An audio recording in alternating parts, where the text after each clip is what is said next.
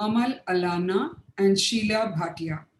She danced the role of Kaikeyi for 3 years in Ram Leela for a Bharatiya Kalakendra dance drama production choreographed by Pandit Narendra Sharma, which played for over a month during Dasera.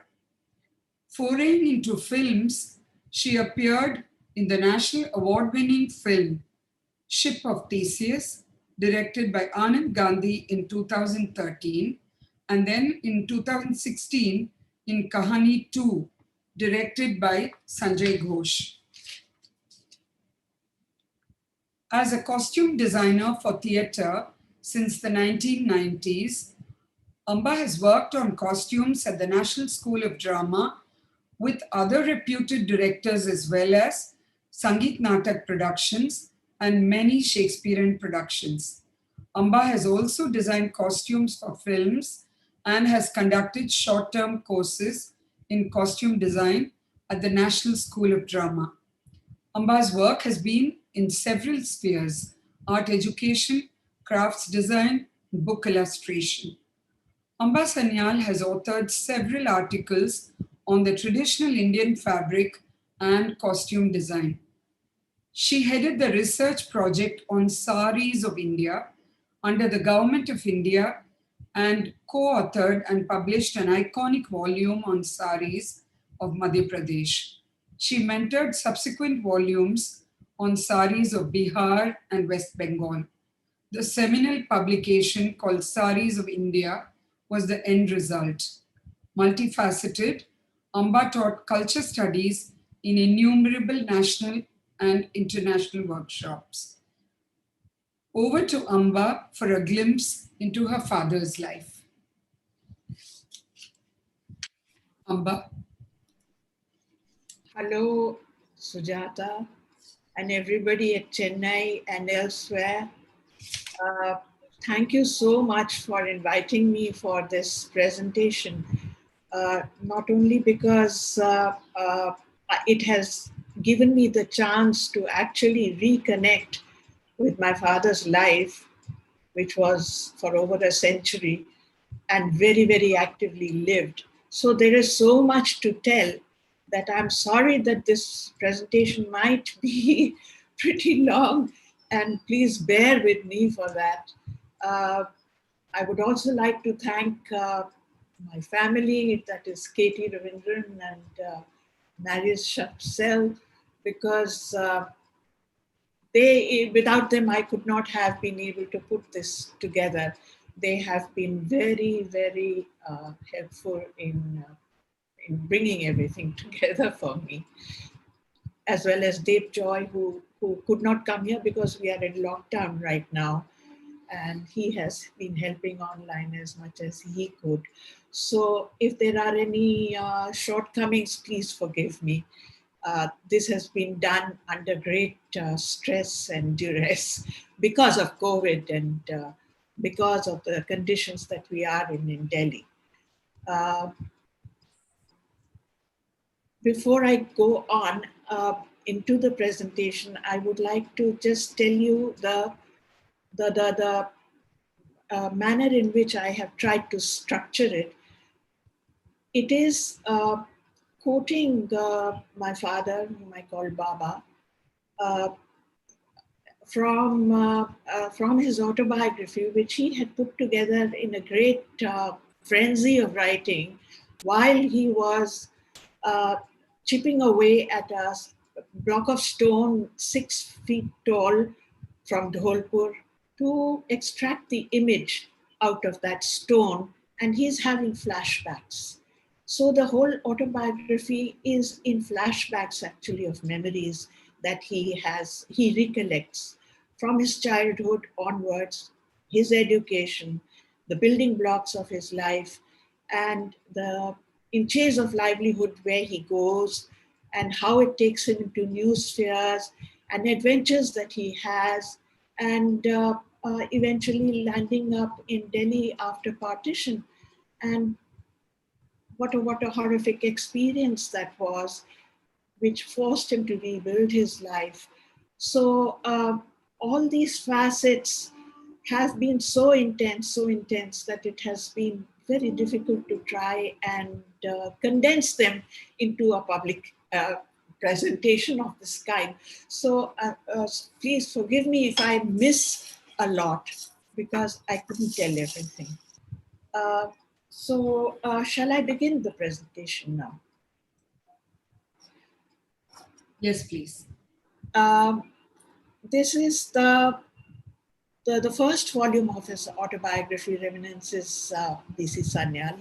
The Dholpur stone that he is carving is called the Vertical Woman, and he's chipping away at it.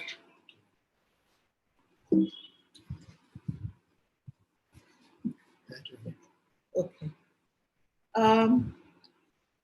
These are the building blocks of his life and his education, and that is...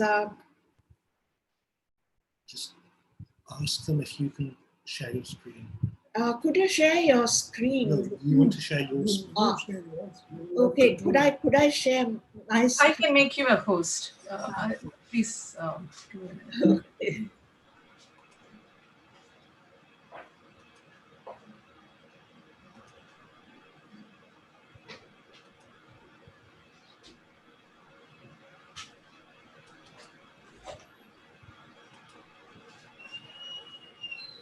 Yeah.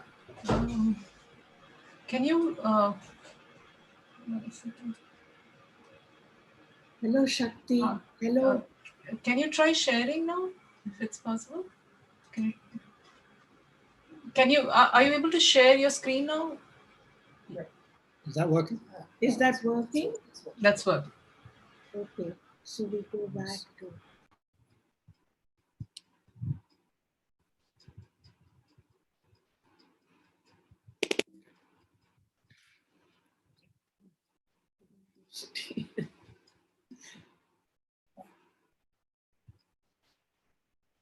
So the chipping of the block sounds like dhai dhai, tuk tuk, dhyan dhyan, tuk tuk.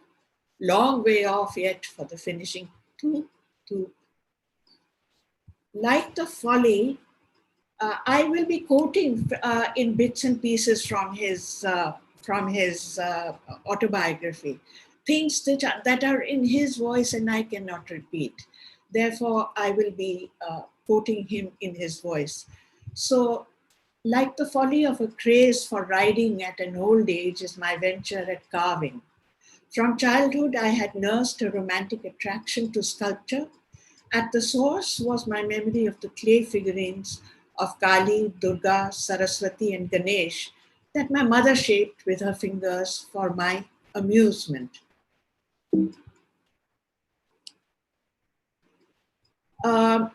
He goes from Assam, born in Dibrugarh, he goes from there to his ancestral village in actually a little town in Sirampur, Bengal.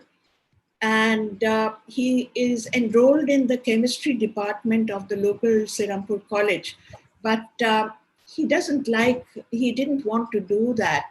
And while he was attending some lectures by Gandhi and all the big leaders who had come for the AICC conference in Calcutta, he realizes that this is not the place for him. And eventually he ends up joining the Government School of Art and Craft, Calcutta, and is also initiated into khadi wearing at the same time, like most students were doing at that time. He, at the college, he for 6 years he spends at the college, and he had 4 years was actually just studying at the college, and 2 years he ends up later in teaching over there. The 4 years while he is learning at the college, there is this dilemma in the art world, and especially in Calcutta, between the two schools of thought. One was for the Oriental Indian style started by Avanindra and Gaganendranath Tagore, which was called the Indian Oriental system. And the other was the classical Western system, which eventually gets him to having to choose between the two. He does attend some classes at the Indian Oriental system, but eventually comes back to the classes of the Western classical system, because he gets to do sculpture, he gets to do his painting, he gets to do other kinds of activities, including doing lobbying for living models to be there in the classroom, which he organizes from the local prostitute quarter, a woman model, which was never heard of before.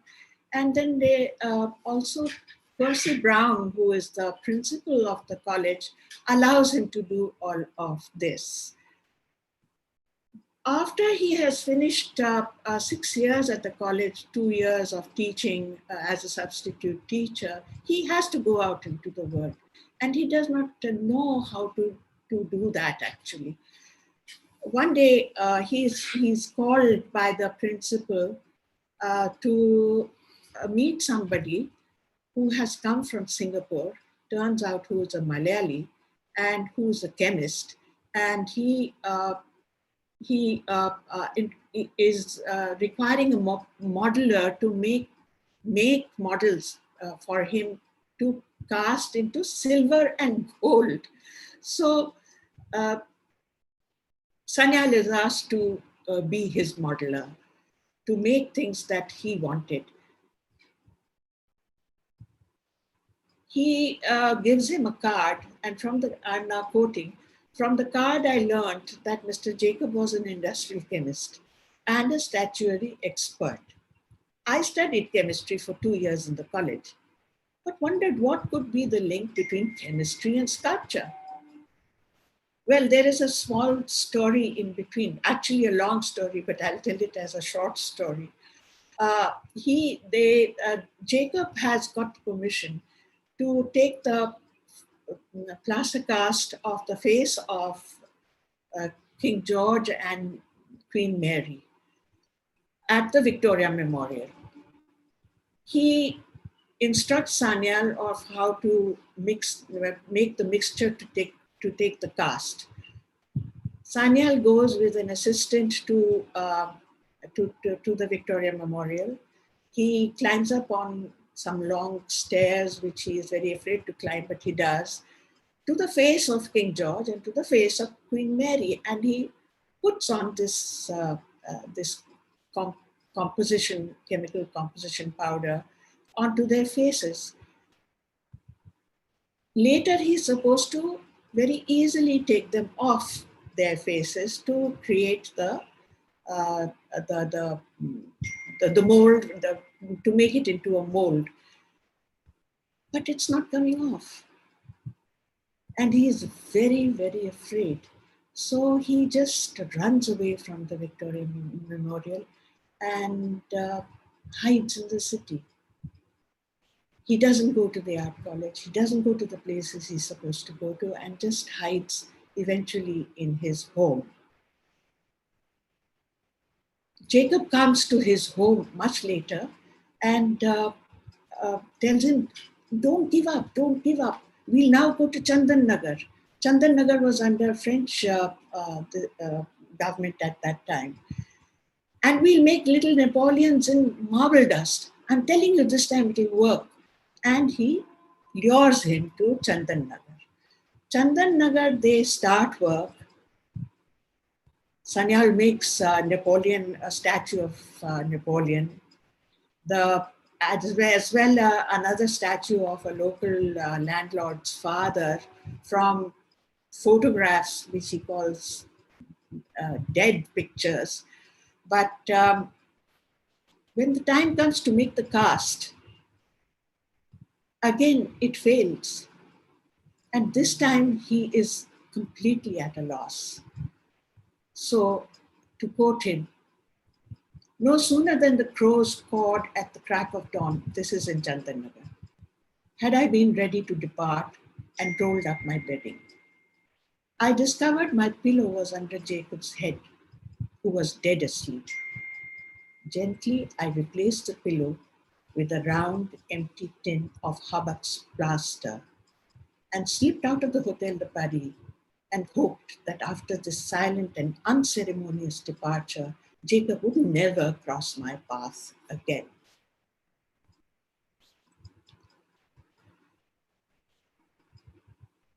Well, all that passed and he wasn't picked up by the police. Instead, he was called again at the art college by a new principal, Mukul Dey, who had earlier been the principal at the Madras Art College in Chennai, erstwhile Madras, and told that there has been a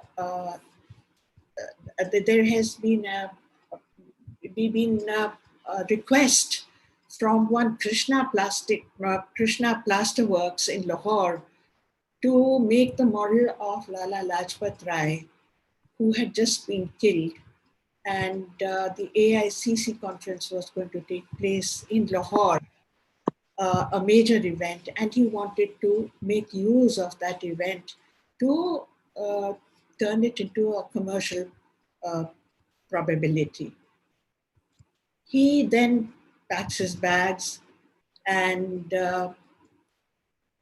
I shall quote him, on the Holy Purnima day in 1929, I left for Lahore.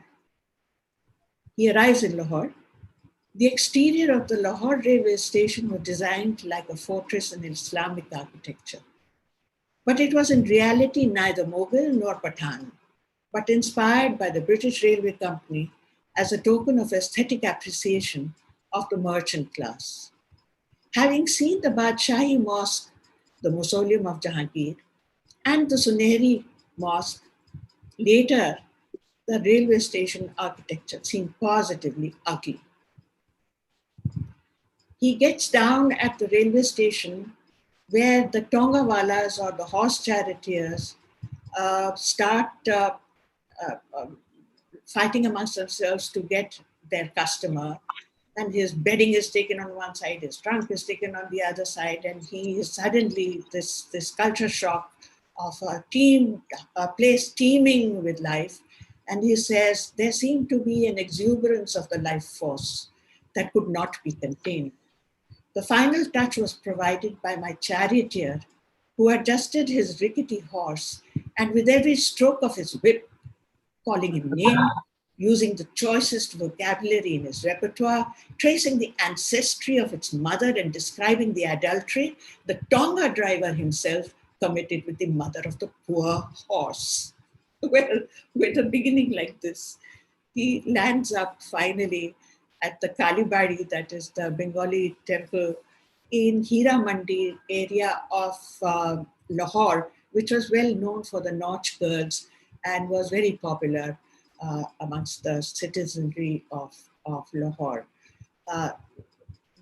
Nautch girls being the ones who perfected their music and their dance capabilities, and it was an area of very, very good entertainment.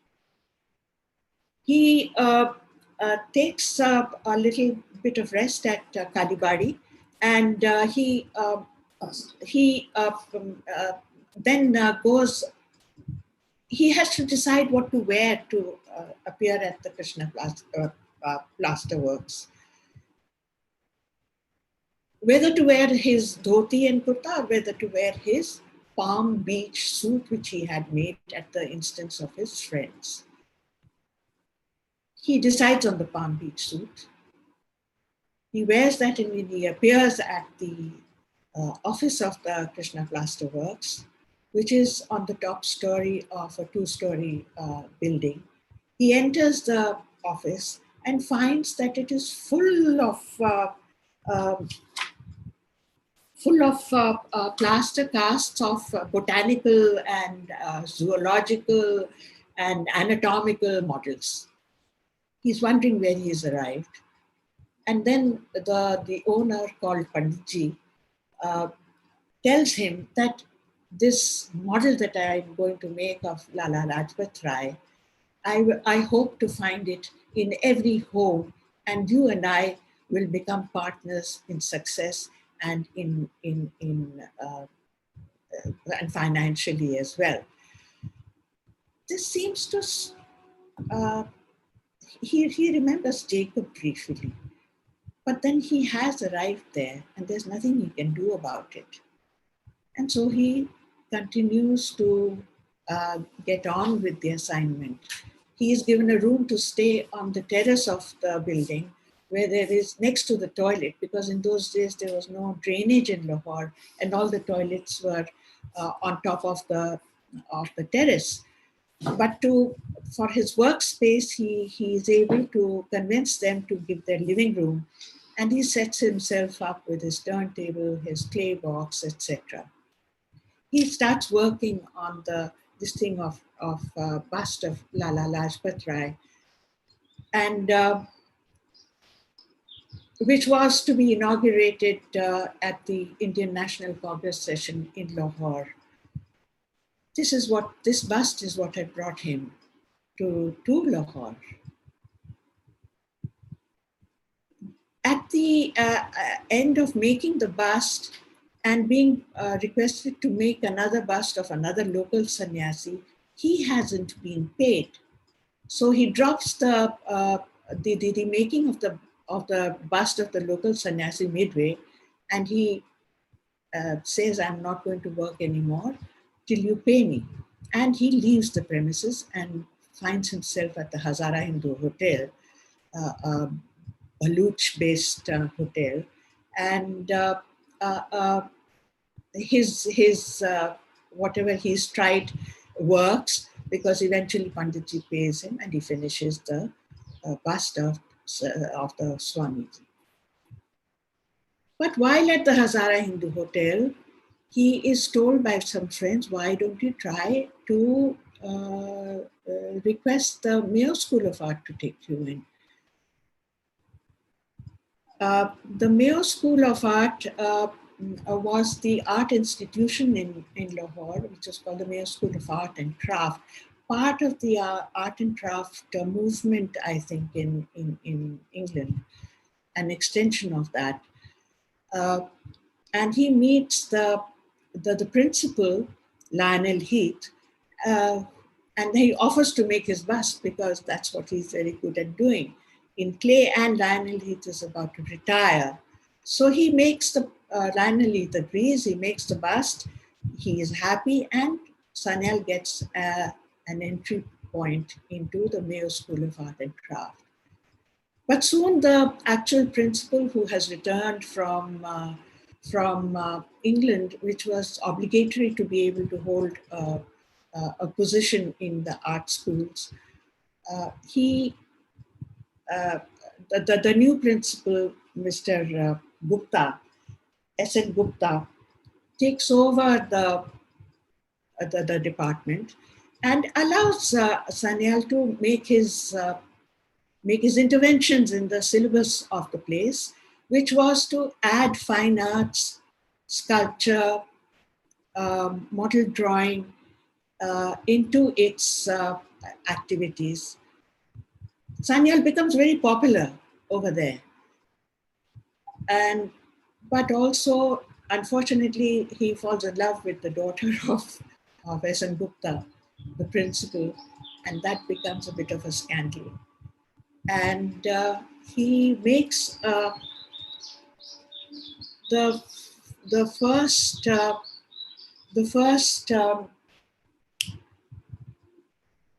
Maris, can you help me?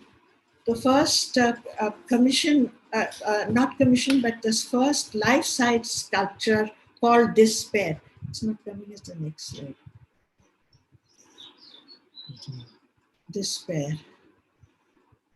Anyhow, so he makes this. So he makes this life-size sculpture, which is actually of the model who comes for extra bit of livelihood at the Mayo School of Arts, called Gama Pahalwan, who was the best known wrestler Pahalwan in those times. In the meanwhile, the political nature of the happenings in Lahore are that Bhagat Singh and Batuk Dutt have thrown a bomb into the Delhi Assembly and thrown a rain of revolutionary literature, and they are arrested. And Jatin Das and Ajoy Ghosh are imprisoned for under the Lahore conspiracy case. Jatin Das goes into fast unto death, and everybody is very worried for him. Eventually, Jatin Das dies. I will quote from him. Jatin Das began his famous fast unto death in the Lahore prison against the misdeeds of the British Raj. Gradually, his flesh began to shrink, like the emaciated bone and skin body of the Greco-Buddhist sculpture in the Lahore Museum. Jatin Das's body was reduced to nothingness, but he did not forsake his faith in the rightness of his action. Shouts of Jatin Das Zindabad rented the air outside the jail. Jatin Das lived in his death. This was the sculpture made at Mayo School of Art, where Sanyal started teaching in 1929, and he introduced clay modeling and painting as a new subject. After all these happenings in his life, and his lady love is forced at the behest of her parents to forsake him, he decides to leave the Mayo School of Art. And then he looks for a studio space for himself. He finds a studio space earlier in the basement of a building, but there isn't enough light. He also gets many students who come to his studio, mainly girls from well-to-do families, but also his old students from the Mayo School of Art, from whom he did not collect any fees. Eventually, he shifts to the Regal Studio, which becomes the hub for a lot of activity, socialist, progressive, and interaction amongst the arts, because everybody comes to that studio and it becomes the place to be in, to catch up with, and to exhibit in. So this is a photograph at that time of the studio, 1942. The artist was the chief minister, who was then designated as a prime minister of the Punjab, Mr. Khizr Hayat, at the opening of the exhibition of his paintings in his second studio in the Regal Cinema building, Lahore. He remembers with a chuckle that his studio, previously in the basement of the building, had an adjoining bar. This becomes then the core place where a lot happens under his mentorship. He creates a new space for art. The students who join him are highly motivated. He is visited by the most important people in Lahore and from outside Lahore. People like Ajoy Ghosh, people like Uday Shankar, people like Nora Richards, who was running a rural theatre activity. People like Nora Richards became a very, very close friend of his. People like Pushwant Singh, and so many others, who, including Amrita Preetham, who had her first exhibition actually in this small studio. Amrita Pritam was recognized as the face of modern Indian art at that time and was extremely well known. She lived for a very short time, and she had she dies there as well. He organizes her funeral. He organizes her retrospective uh, exhibition, and at the end, her husband hands over her brushes, palette, and colors to Sanyal.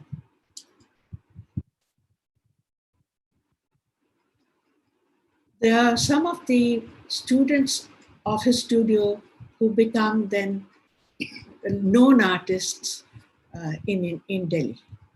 Dhanraj Bhagat, who was a sculptor, P.N. Mago, a painter, Amarnath Sehgal, a sculptor, Satish Gujral, well-known painter, Harkrishan Lal, who also had a short life but painted frenetically, Krishan Khanna, who had also passed through the studio, and all of them find themselves in Delhi after the partition. Sanyal was fond of music. He played the sraj. He later learned the sitar. But what he was well known for was his flute, because that charmed a whole gathering of people often and everywhere he went.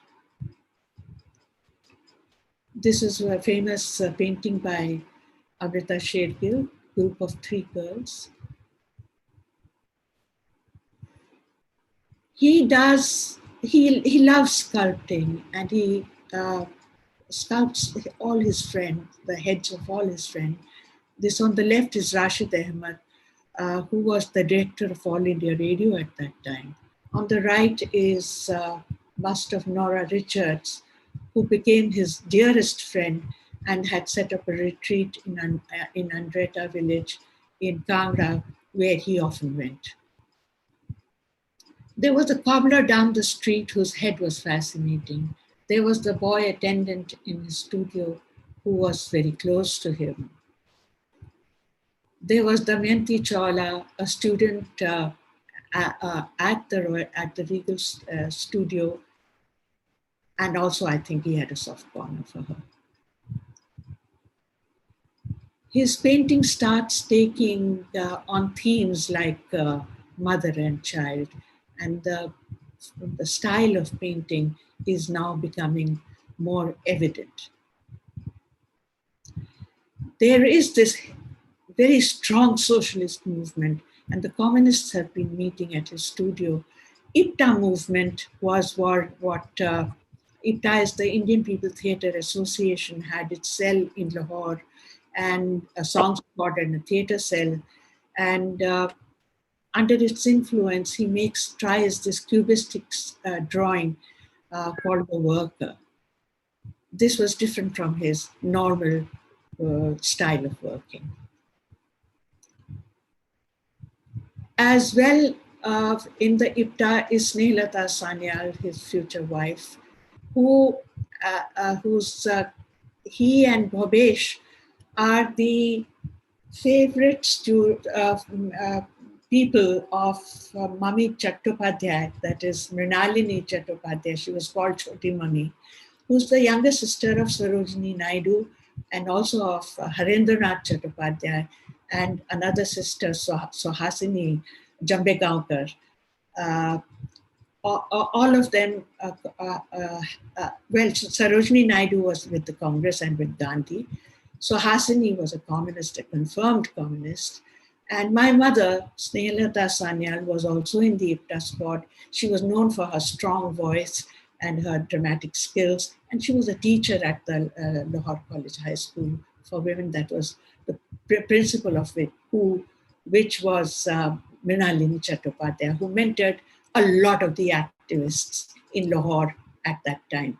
And she is the one who brings Sanyal and Snehlata together and organizes their wedding. Soon after, they'd just been married. They didn't have a place to go. A very close friend, G.L. Khanna, makes a little outhouse for them in his own Haveli compound, and they set up home. There is the birth of a daughter, myself, and they are able to just about settle in when they go to a dinner at Khushwant Singh's, and one of the gentlemen, Azim Hussain, I'm quoting now, said he would throw in his lot on the side of secular India. But Sanyal says, for me, it was not the question of secularism or theocracy, but the place I had learned to love in 2 decades, through work, play, and friendship. It was Lahore that mattered. He goes back to his home, and they have not decided what they want to do, whether they want to stay in Lahore or do they have to now migrate to Delhi. They haven't decided. And then he says, at such a time of anxiety and indecision, one day at the dead of night, a friend of ours, Mrs. Sareen, knocked at our door and held out 2 air tickets to Delhi. She said, Shah Halim is burning to ashes. We cannot leave till we have some news of our relatives living there. I have the car and the driver and the curfew passes with me. Go to the Walton airfield immediately. There is no time to lose. That's what they do, packing a very small bag. And both of them get onto the plane with their child and arrive in Delhi to Snehalata's parents' home in Havelock Square, which was where her father was working with the British government and therefore was allotted a house in Havelock Square. That was the only place they had to go, they could get to go to. So after establishing Snehalata and the child in that house, Sanyal immediately returns to Lahore the next day. And in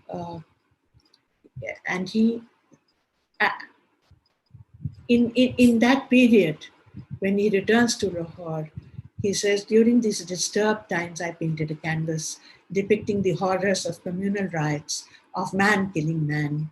The painting was exhibited at Calcutta at the Academy of Fine Arts annual exhibition, but it was removed, I was told, at the behest of Suravarti, who was then the chief minister of undivided Bengal. Soon after, Snehalata also comes and joins him after a week.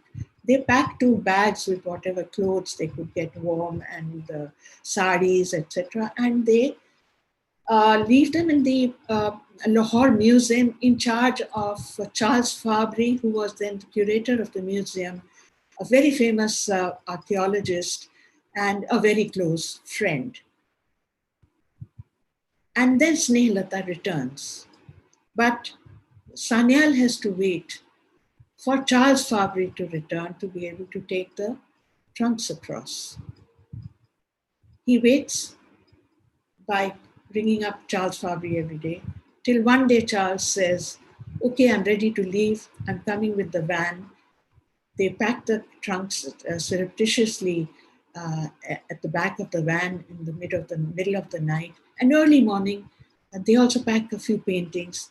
And early morning, they leave for the Wagah border, which they find is closed. The Hazara police over there is telling them that he cannot let them go. Sanyal tells Charles, you're a white man. Just tell him that we have got permission and tell him to open the gate. That's what Charles does. And they race across the border into Amritsar, from where he somehow makes his way back to Delhi, not without adventures. It is in Havelock Square.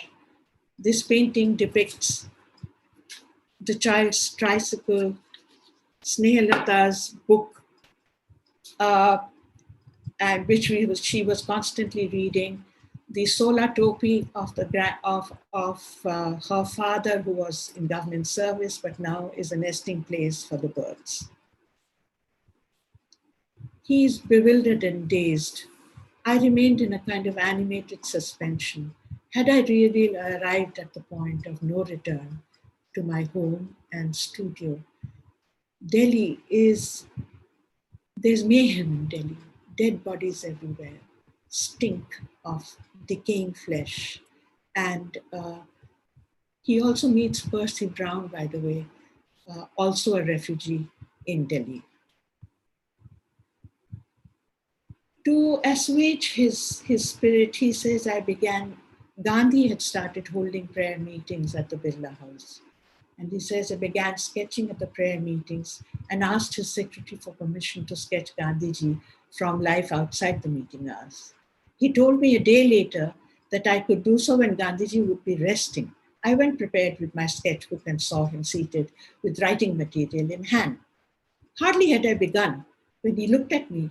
Like a naughty boy, he stretched himself and turned his face away. This he managed to catch at the prayer meeting. It's an ink on paper, and Gandhi is seated with Manu at his feet. Now began the whole saga of resettling in Delhi. He doesn't have a place to stay. He doesn't have a place to work. He doesn't have any assignments to live by. Eventually, M.S. Randhawa, who was a development commissioner in Delhi and an art aficionado, recognizes his need and gives him a chit for 26 Gold Market. The chit from Randhawa earned me the tenancy of 26 Gold Market, a shop room evacuated by a Muslim emigre. I signed the agreement contract with the New Delhi Municipal Committee. The rent was fixed at ₹4 only, and if I paid the said rent on or before the 10th of every month, the amount would be reduced to ₹3 and annas 10 only. It was 1948. Having become a displaced person for nearly a year, this was the first time I saw a flicker of light behind the clouds. The family stays there for about 6 months, but it is just too noisy and filthy and with a high stink because there were fish shops underneath, on the ground floor and meat shops and all kinds of other shops. And it is based in a traffic roundabout, and that is where they now shift out of, and they shift into what was called the Daftari quarters near Tankatora Garden, which was just out of the center of Delhi and quite far from the studio. He used to walk from there to his studio every day.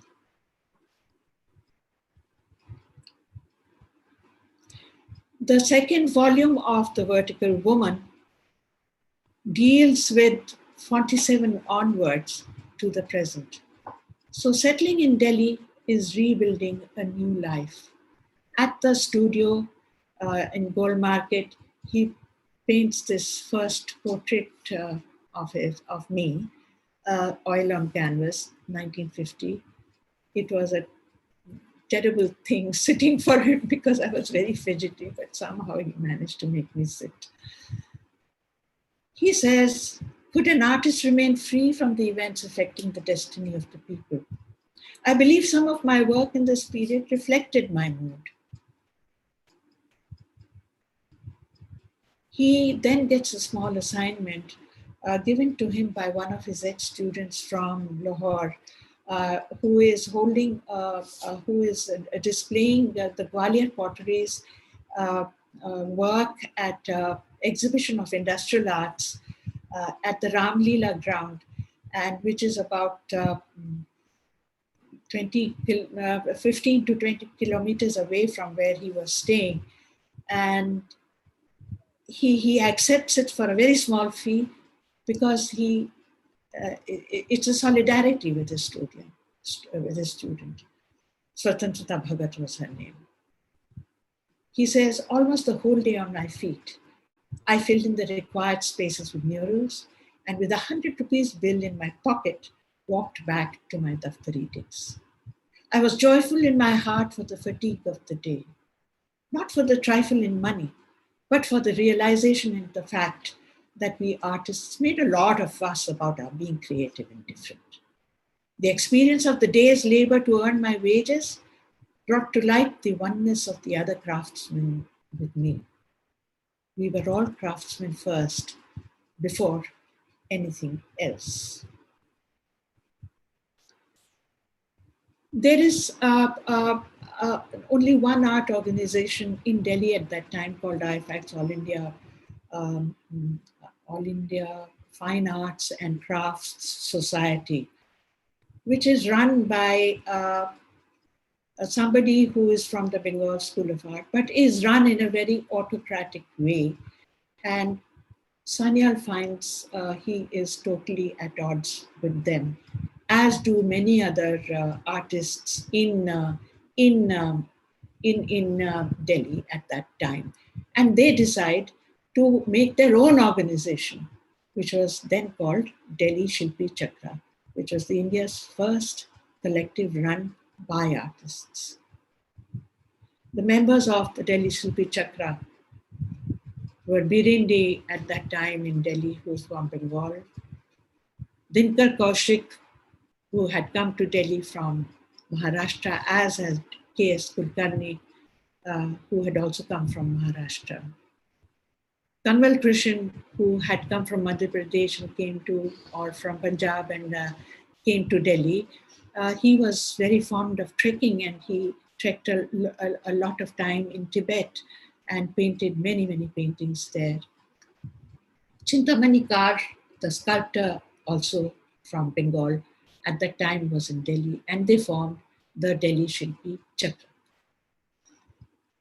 Their manifesto. In our manifesto, we declared that art and culture belong to all and not only to the fortunate few, that the artist had a role in bringing the message of creative art nearer to the people, and that in the developed awareness among the masses lay the interest of the artist for his own growth. The artist is not a parasite of the society, nor was he the entertainer of the well-to-do. They also start painting and sculpting each other, and Sanyal does a lot of that. Sanyal's portraits of fellow artists, Mr. Narendra Sharma, who was a dancer. Eventually, Sanyal becomes the president of Narendra Sharma's organization called Bhumika. K.S. Kulkarni, the painter. Sailoz Mukherjee, the painter. Kanwal Krishan, again, a painter. He does a painted portrait of Satish Gujral as well, who also becomes a very well-known artist later. He is also sculpted by other artists. So Vijay Kaushik, who is young, does and has started work in glass, does his portrait in glass, who had also inherited the 26 Gold Market studio from Sanyal.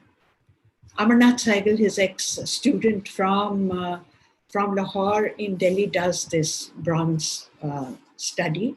Shankar Chaudhary, who's from Bengal and Shantiniketan background, does this very interesting clay bust of Sanyal as well.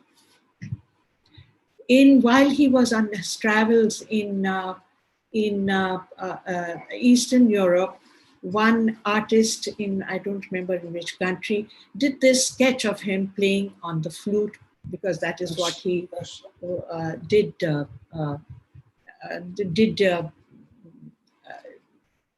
entertain everybody with. When he was in Trivandrum, Abu Abraham, the famous cartoonist, did this cartoon of him. Other artists of Shilpi Chakra came in later as they came to Delhi. Everybody was attracted to Delhi. It was the happening place.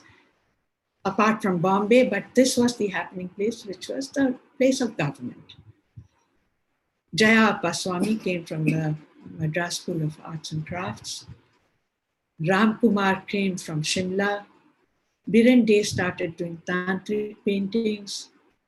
Shankar Pillai, the famous cartoonist who did the Shankar Weekly, he used to publish the Shankar Weekly, and this is one of his famous cartoons, becomes a member of the Delhi Shilpi Chakra. J. Swaminathan, a Tamilian but brought up in Simla, He comes and they all become part of the growing profile of Delhi Shilpi Chakra. The Delhi Shilpi Chakra Art Gallery, the very first of its kind in India, was inaugurated on Friday, October 7, 1949, in the mezzanine floor of Dumimal premises in Connaught Place. Ram Babu saw out our plight and understood the situation. He told me good humoredly, Sanyal Sahib, doing business is not your cup of tea. Let me employ someone who shall do the job and look after the artist's interest. The man he employed did the job and looked after his own interest. So the artist could thrive, which means that he started another gallery. In the larger perspective, he says, in effect, the art gallery should serve the dual purpose of educating public opinion on art and provide a means towards the artist's economic self-sufficiency. Art dealers are valued institutions in the Western world, but it has its shortcomings in the fact that reputed dealers are in a position to manipulate and set a fashion to further their commercial interests. Dealers are known to have exploited any current art situation, created any artificial demand, a supply of an art style, and to have even made and unmade a painter at their own sweet will. The art gallery aims to serve the purpose of a link between art and the people. In between, to make a living, he does what is called he says headhunting. And he manages to persuade the political class, the highest in the political class of that time, to make sculptures of their busts, with sculpture busts of them. So he does of Acharya Kriplani, Babu Rajendra Prasad, President Radha Krishnan, Abdul Kalam Azad, President Zakir Hussain, and many, many more. He is then requested by Jawaharlal Nehru, who wanted to present the bust of Gandhi for the Peace Palace at The Hague, to make this sculpture, which he eventually did. And that sculpture piece, the bust, now rests at the Peace Palace at The Hague. In the meanwhile, he didn't have a place to stay, but eventually he does get a roof over our heads at Nizamuddin, which was outside in the wilderness from the center of Delhi. But it was surrounded by the most wonderful tombs. The Humayun's tomb, it had the Neela Gumbad, there was the tomb of Rahim, the poet, Abdul Rahim Khanikhana, who was also a general, also the Nizamuddin Aulia, very old village around the Sufi saint Nizamuddin. In the early period, this is a painting of when we had just come to Nizamuddin and from the housetops from our terrace. The next phase of his life comes in when he is requested to become the principal of the art college department, of this art school department of the Polytechnic, Delhi Polytechnic, which was situated in the old St. Stephen's College, Kashmiri Gate and Indo-Saracenic building, very quaint building, and which housed the art department of the Delhi Polytechnic. He becomes the principal. He is familiar with the place because he has worked here before, but now he is principal. And as principal, he brings about change. He changes the syllabus. He brings around the best artists to be the teachers. He believes that the artists must work alongside the students, and therefore he makes space for the artists to work in the building and the students to observe those artists in the process of their work. He organizes outdoor sketching picnics, takes the students on tours all over the country, arranges an exhibition place within the building and for the exhibition of the students' work and the teachers' work. In fact, M.F. Hussain has his first exhibition in Delhi at this premises. My God. Yes. So this is the students of Delhi Polytechnic Art Department and their work. This is just a sampling of some of the students. There were many more, but here they are. There is Paramjit Singh, Arpita Singh, who then became husband and wife.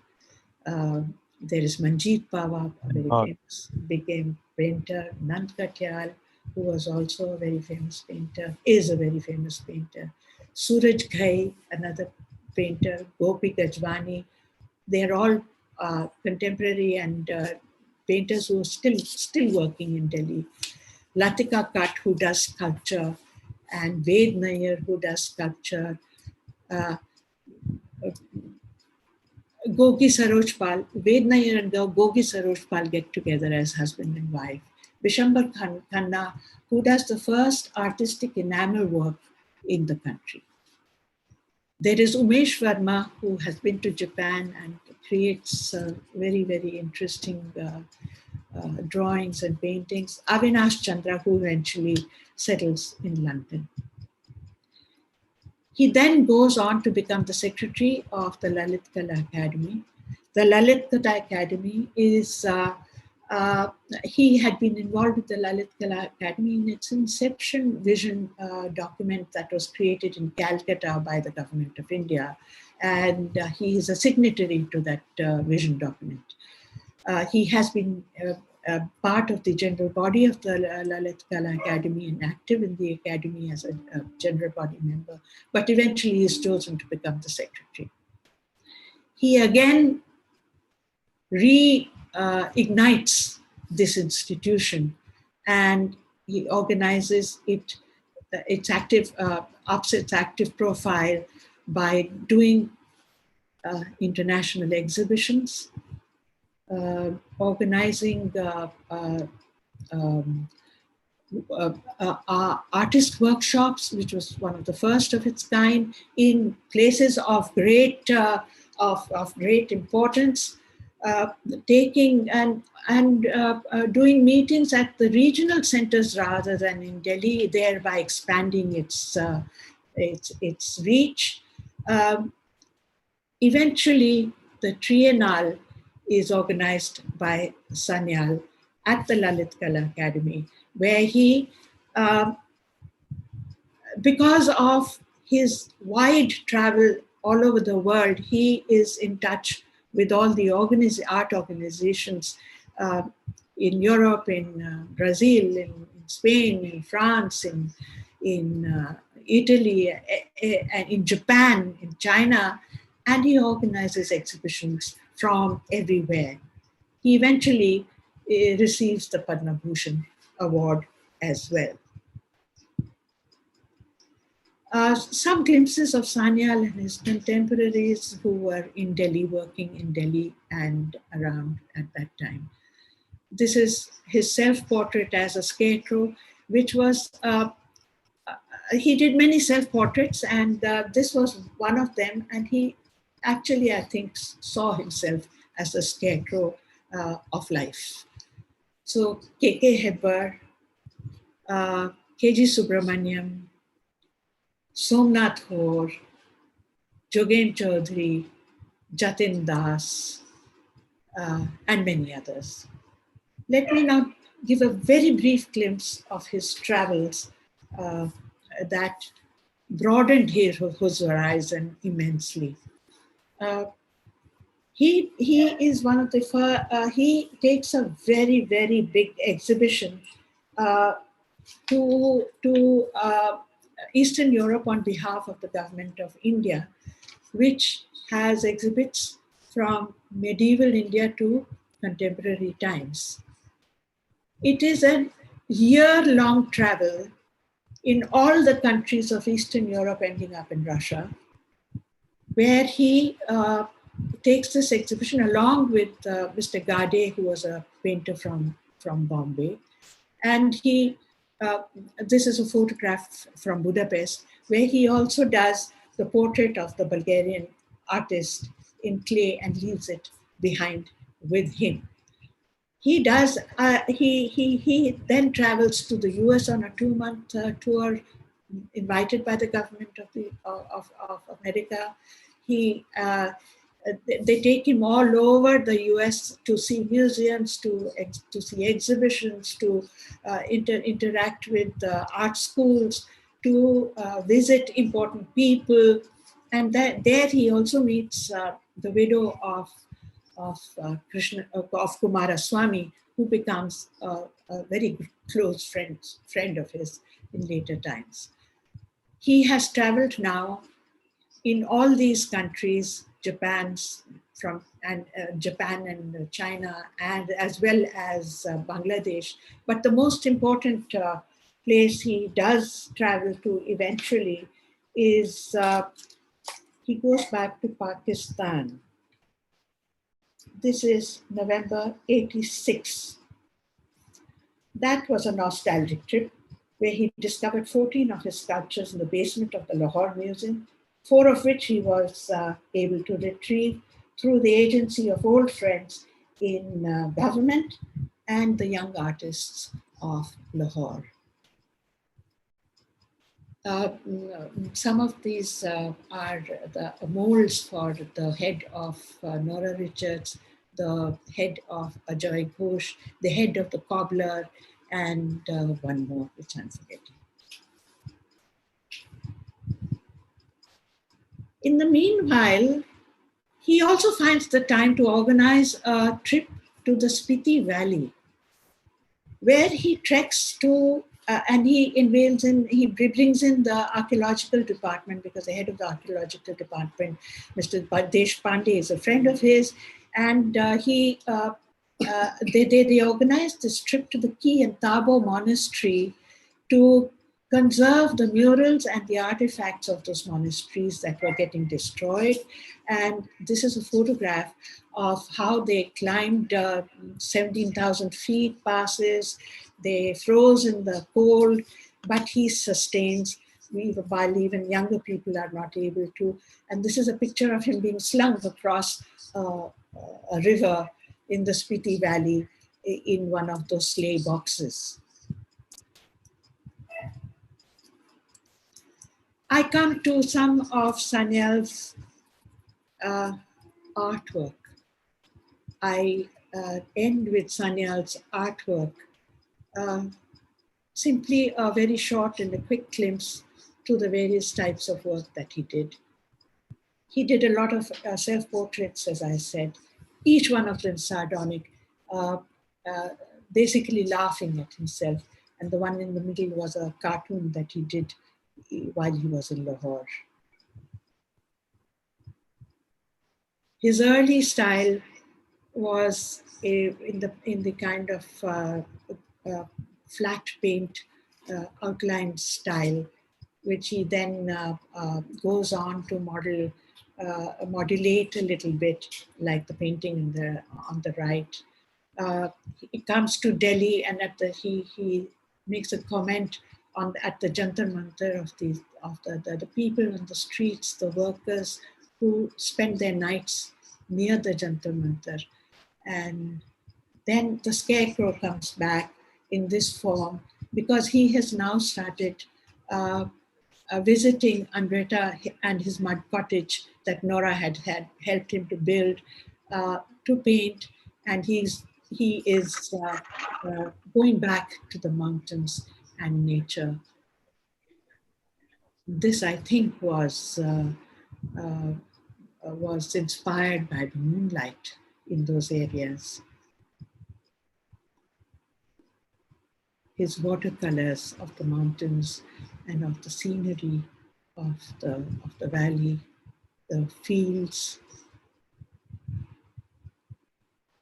the melas, the people, the old man and woman who are discussing along with their cow in the field, sitting in the field, discussing their future, his line drawings, and his love for animals. In fact, his great empathetic nature and love for all things living. I think that is what sustained him in his early years. And thank you so much.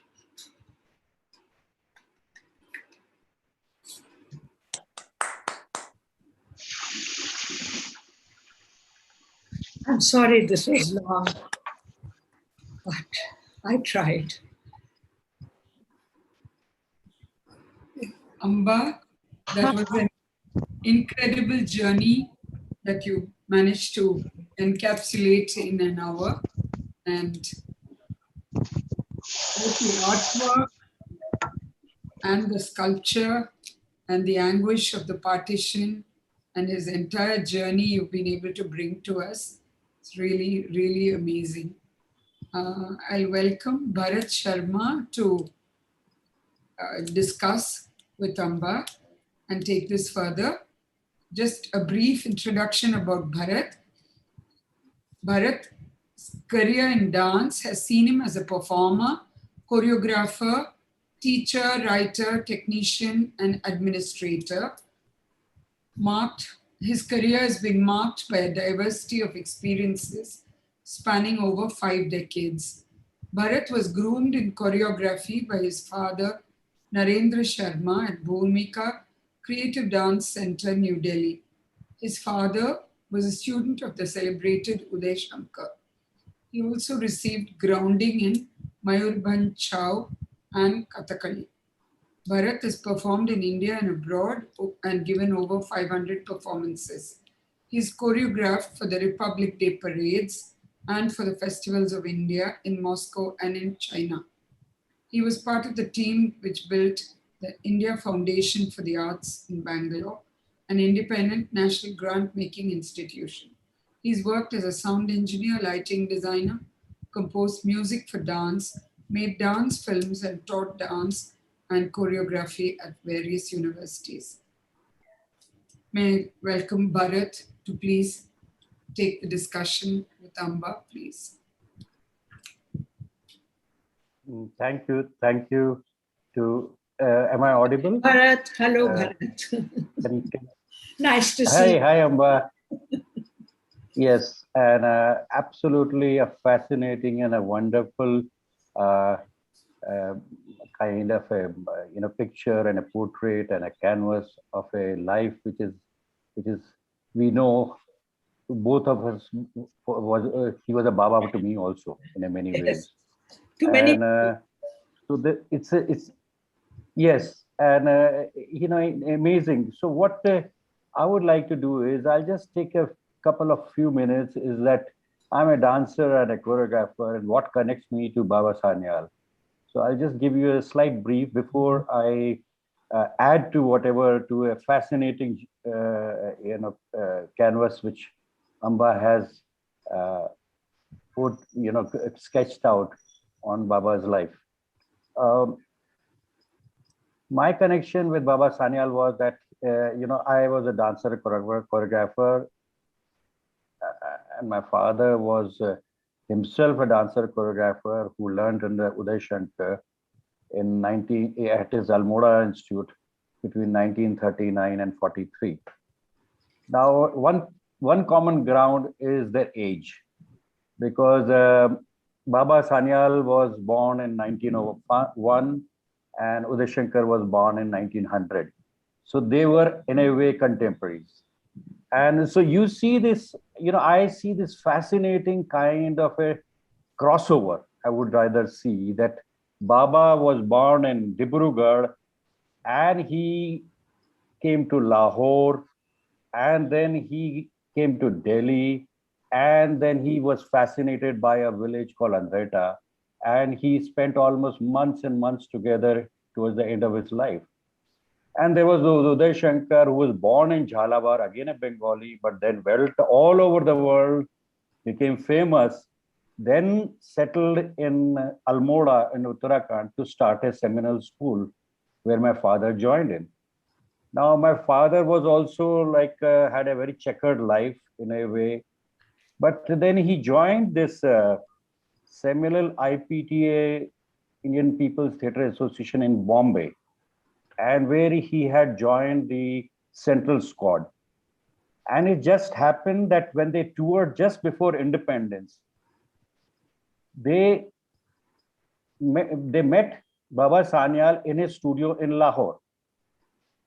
Because that what Amba was sketching about that Lahore studio, everybody was welcomed out there. So even that IPTS Central Squad was there.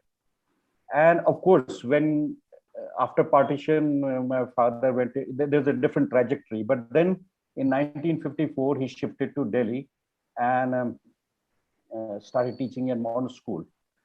Now it was only 19, and of course, had a huge contribution in contributing to the dance scene in Delhi. But in 1971-72, he decided to make his own group, Bhumika Creative Dance Center. And one of his students, Ketki Sud, recommended he must have Baba Sanyal as president. And he became the president of Bhumika. We are going to celebrate 50 years next year. And that's going to be our golden jubilee. But he was there almost till 2001, 2002, till his last breath. And I remember my father also did, once he took up that position as a president, and I'm just wondering, why was he interested in your dance world? That is the cross-disciplinary part of it. You know, he was seeing arts at a huge horizon, a kind of interdisciplinary, multidisciplinary. And I can't conceive that he ever was absent on a single meeting. That's the kind of responsibility he took upon himself as an institutional builder. So I'm really grateful that, I could see. And then, of course, Mr. Sanyal's connection, I was with Andretta. In 1974, when he invited my father to go to Andretta, I was there, accompanied him. And that's the time even he offered that a piece of land to build a studio in Andretta. I mean, he took it up. And since that, I've been going to Andretta and meeting Baba Sanyal out there. We used to walk together. He used to pour out all his wisdom stories while going, walking up the mountains.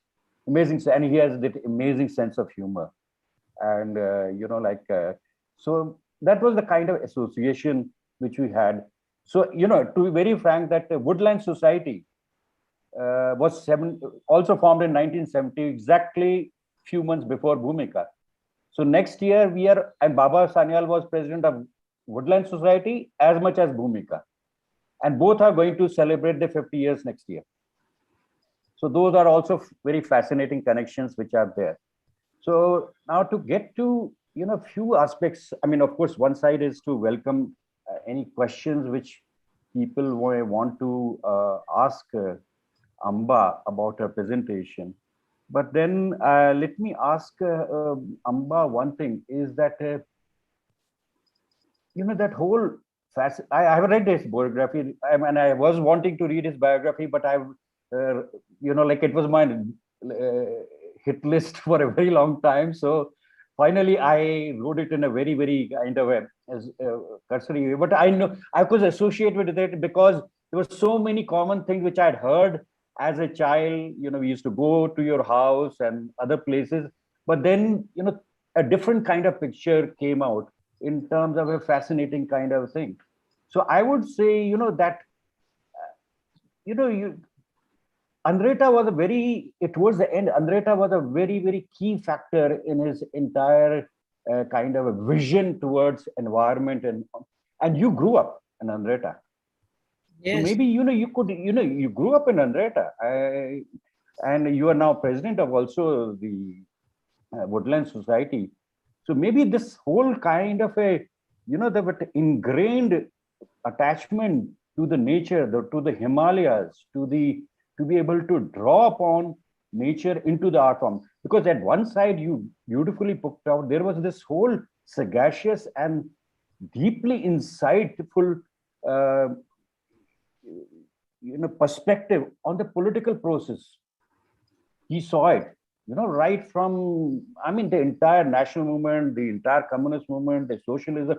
He saw it so beautifully, and he continuously comments in the book. But then he ends up in Andretta, and like a Tolstoyan kind of approach or a Tagorean kind of a thing, and he's constantly trying to talk to the nature and bring it into his heart. So maybe a few words and you could talk about, because that's where I got connected with him much more intensely. In a way, Bhumika was one part, but the Andretta part, then we can take questions from there on. Well, in answer to that, Bharat, Baba was always attracted to the mountains. And Nora he had known from Lahore, for whom he used to do set design and painting. An aspect I have missed out in talking about. But he used to do that for theatre groups as well, even in Calcutta and over here with Nora. Again, that's how he became so close to Nora. And he used to take sketching trips from Lahore of the students to Kangra for doing watercolors and sketches. And even in from Delhi, Kaushik and Kulkarni and Baba would go and be doing all these with a satchel on their back and a watercolor paper and a tin mug for water, and they'd settle themselves anywhere and do instant landscapes. This was it was something that he was very close to always. He says that in Assam also, the deep forests of Assam were so beautiful. They had a mystery which he always was intrigued by.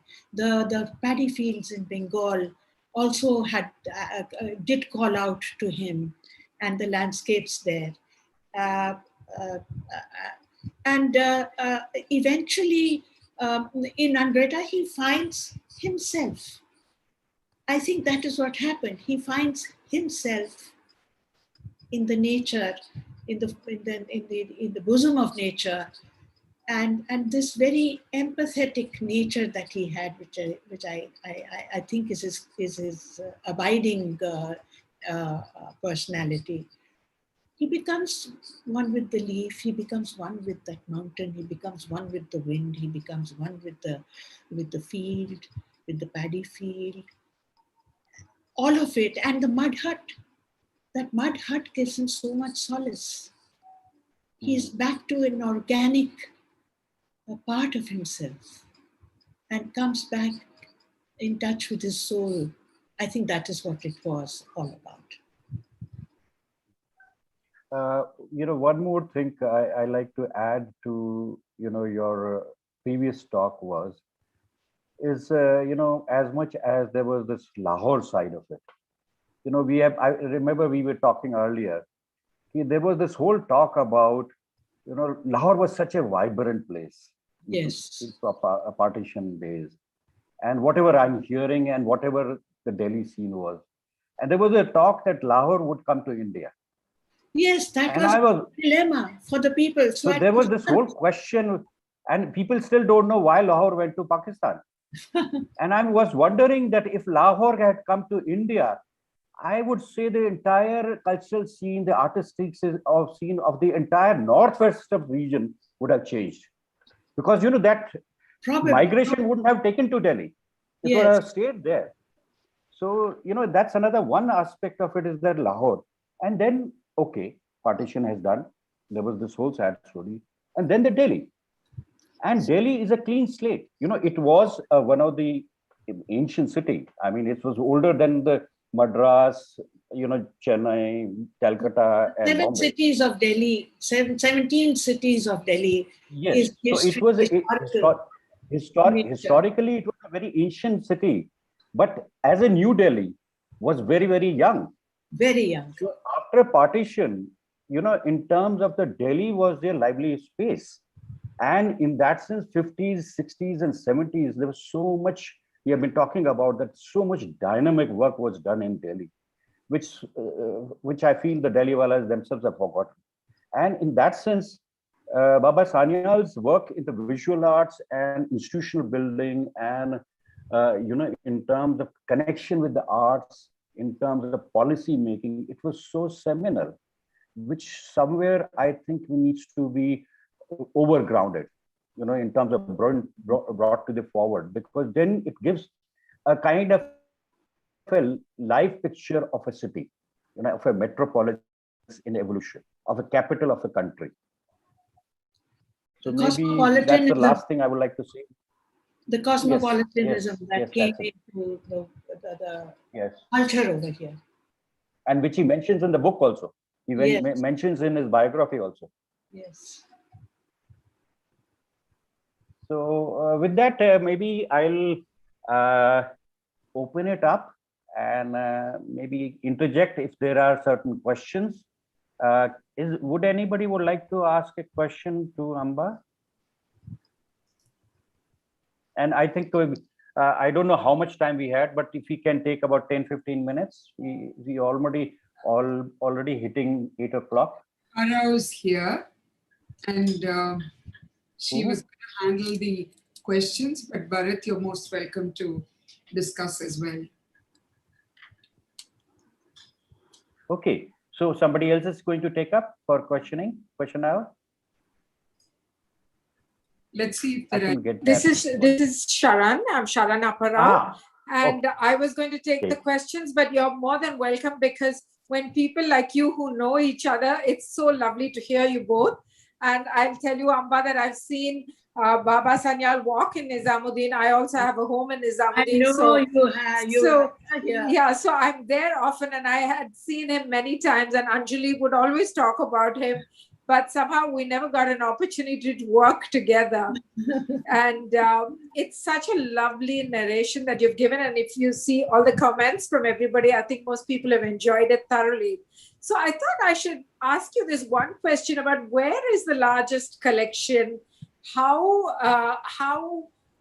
much do you have of his collection? And where are they scattered a lot? Because I think it's, I think the NGMA should do, it's time for the NGMA to do a retrospective and show the works. And so I was just wondering, tell us about the collection of Baba's works and where they are. Well, I'm afraid I don't know where all they are. We, as a family, never kept track of anything as documentation for one reason or another. Goodness. I know that it's with many friends, a few for some in Lalit Kala, some. I think the largest connection might be with Bhumival, because once they came and they had taken up the whatever was in the studio, and now they are the owners of that. As well as there were other galleries that he used to represent him. And at the NGMA, they have a few. Silos Mukherjee bust is with NGMA, and some other important works are with NGMA. As for the rest, the scarecrows just went everywhere. They flew off. Sometimes when you look back at a person's life, and people have lived their lives so fully, and you think that I think today when we look at works, we look at the collection and we look at people's putting things together. But when you're busy living life, I think you don't think about it so much. And I think, Bharat, what you talked about, the cross-disciplinary work that he did, I think that's slowly coming back now, because I find that because of performing arts, that's becoming part of the visual art world in terms of, like you must be knowing about, with set designs, with artists working with people who are in theater and the performing arts, and performing art being a very important part of contemporary art today. So, I think it's all, the conceptual part is bringing it all together now. So I think, I don't know if you both see that happening when you see contemporary art shows now, and what do you think about it? Bharat, would you like to go first? Okay. I think, I would say that performing arts were multidisciplinary for a very long time. I mean, if Baba Sanyal mentions about the Diaghilev era in his book, Picasso designing for Diaghilev, and that whole Paris scene which was there in 1910s. which was there in Delhi also. I mean, right 50s and 60s, people, I mean, Baba Sanyal, my father was doing Ramleela, where Amba did Kekai. It was a huge stage, and there were designers, lighting designers. So somewhere, you know, it lost its way that, you know, there was this whole period where this whole individualism took place in a way that everything sort of got scattered. It is coming back. There is no Yes. denial about it. But I think the important part is that, you know, is that we are not looking into our own histories around us, which is all present around us. So, like, I have to then refer to the Jaglib area. I mean, if Baba Sanyal has done sets for Nohra, where is there no records of it? I mean, you, Sharon, you asked very much important thing. Where exactly what is lying which Baba's work? Now, as a community of artists, as a nation, I think we have failed these stalwarts, these banyan trees. Yeah, because They have not archiving is so lived into important. our circumstances.